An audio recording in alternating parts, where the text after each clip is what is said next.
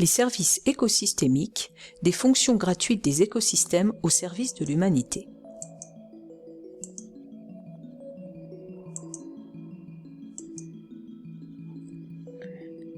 On peut distinguer 4 grands types de services fournis par les écosystèmes aux hommes. Il s'agit tout d'abord des services d'approvisionnement. L'eau, les aliments et le bois font partie des avantages matériels que des écosystèmes fournissent aux populations. On les appelle les services d'approvisionnement. Presque tous les écosystèmes créent des conditions propices à la croissance, la cueillette ou la chasse ou la récolte de produits alimentaires. Les écosystèmes fournissent un large éventail de produits, notamment le bois, les biocarburants, les fibres, le cuir, qui proviennent d'espèces végétales ou animales, sauvages ou cultivées ou élevées. Les écosystèmes jouent un rôle fondamental dans la circulation et le stockage de l'eau douce.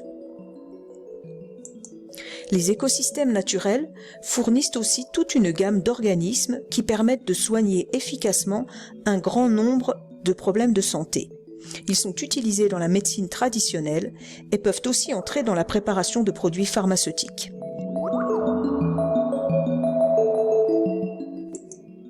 Les services culturels. Les avantages non matériels que les populations obtiennent des écosystèmes sont appelés services culturels. Les loisirs pratiqués dans la nature, par exemple la marche, ou bien les activités sportives comme le VTT, jouent un rôle important dans le maintien de la santé mentale et physique. Découvrir la nature attire des millions de voyageurs partout dans le monde. Ce service écosystémique culturel est à la fois bénéfique aux visiteurs et lucratif pour les prestataires de services de tourisme vert. Les animaux, les plantes et les écosystèmes sont une source d'inspiration essentielle dans l'art, la culture et le design. La nature est un élément commun à la plupart des grandes religions. Le patrimoine culturel, les connaissances traditionnelles et les coutumes qui y sont associées participent tous du sentiment d'appartenance. Les services de soutien. La fourniture d'un espace de vie aux végétaux et aux animaux et la préservation de la biodiversité constituent des services de soutien. Ce sont le fondement de tous les écosystèmes. Les écosystèmes fournissent un habitat, un espace de vie aux végétaux et aux animaux. Ils permettent le maintien de la diversité génétique, qui permet de distinguer les différentes races et lignées dans une espèce. La diversité génétique sert de base à la production d'organismes adaptés aux conditions locales. Les services de régulation. Souvent invisibles, les services de régulation sont considérés pour la plupart comme allant de soi. En réalité, ils ont un rôle essentiel. Le climat et la qualité de l'air au niveau local. Les écosystèmes influent sur le climat et la qualité de l'air au niveau local. Par exemple, les arbres fournissent de l'ombre et les forêts influent sur les précipitations.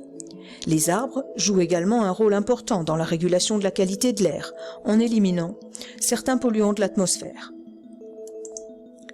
Les écosystèmes ont un effet régulateur sur le climat mondial, en stockant les gaz à effet de serre. Par exemple, pendant leur croissance, les végétaux prélèvent le CO2 dans l'atmosphère et le piègent efficacement dans leurs tissus grâce à la photosynthèse. Les écosystèmes et les organismes vivants contribuent à amortir les catastrophes naturelles. Ils limitent les dégâts provoqués par les inondations, les tempêtes, les tsunamis, les avalanches, les glissements de terrain ou les sécheresses. Ils modèrent donc les phénomènes climatiques extrêmes. Certains écosystèmes, notamment les marais, filtrent les effluents, décomposent les déchets au moyen de l'activité biologique de micro-organismes. Ils régulent également la circulation de l'eau grâce à la couverture végétale et à la configuration des terres. Le couvert végétal empêche l'érosion des sols et améliore leur fertilité grâce à des processus tels que la fixation de l'azote. Les insectes et le vent, en pollinisant les végétaux et les arbres, jouent un rôle fondamental dans le développement des fruits, des légumes et des semences. La pollinisation, par un vecteur animal, est un service écosystémique qui est principalement assuré par des insectes, mais également par des oiseaux et des chauves-souris. Les agents pollinisateurs contribuent à 35% de la production végétale mondiale.